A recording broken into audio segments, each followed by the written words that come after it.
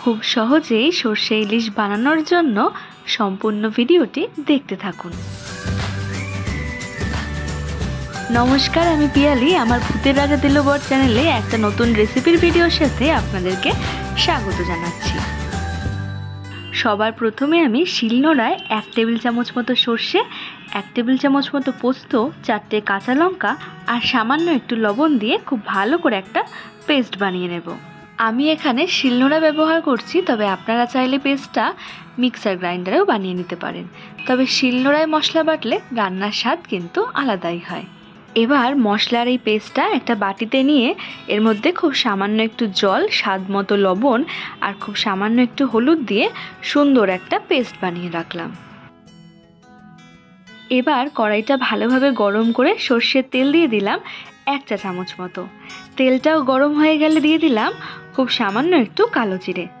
তারপর আগে থেকে নুন হলুদ মাখিয়ে রাখা মাছের টুকরোগুলোকে এক এক করে কড়াইটার মধ্যে দিয়ে দিলাম।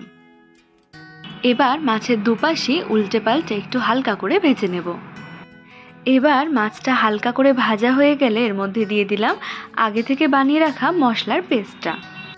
মশলার বাটিটা ধুয়ে অল্প একটু জল দিয়ে দিলাম আর তারপর দিয়ে দিলাম পরিমাণ মতো আবারও কিছুটা জল। এখানে জলের পরিমাণটা অবশ্যই আপনারা আপনাদের মাপ মতো দিতে পারেন। এখন একটা খুন্তি দিয়ে কিছুক্ষণ নাড়াচাড়া করে একটা ঢাকনা দিয়ে ঢেকে দিলাম গ্যাসের ফ্লেমটাকে হাইতে রেখে। বেশ কিছুক্ষণ পর যখন ঝোলটা খুব ভালোভাবে ফুটে আসবে সেই সময় গ্যাসের ফ্লেমটাকে মিডিয়ামে করে রেখে দেব আরও কিছুক্ষণ পর ঢাকনাটা খুলে 4টে চেরা কাঁচা লঙ্কা আর 1 চা চামচ মতো সর্ষের তেল উপর থেকে দিয়ে গ্যাসের ফ্লেমটাকে অফ করে একটা ঢাকনা দিয়ে ঢেকে দেব 2 মিনিটের জন্য। 2 মিনিট পর গরম গরম সার্ভ করব গরম ভাতের সাথে। আজকের মতো এই ভিডিওটা তবে এটুকুই। দেখা হচ্ছে পরবর্তী কোনো পর্বে। আর এই ভিডিওটা ভালো লেগে থাকলে ভিডিওটাকে লাইক, শেয়ার অ্যান্ড চ্যানেলটাকে সাবস্ক্রাইব করতে ভুলবেন না।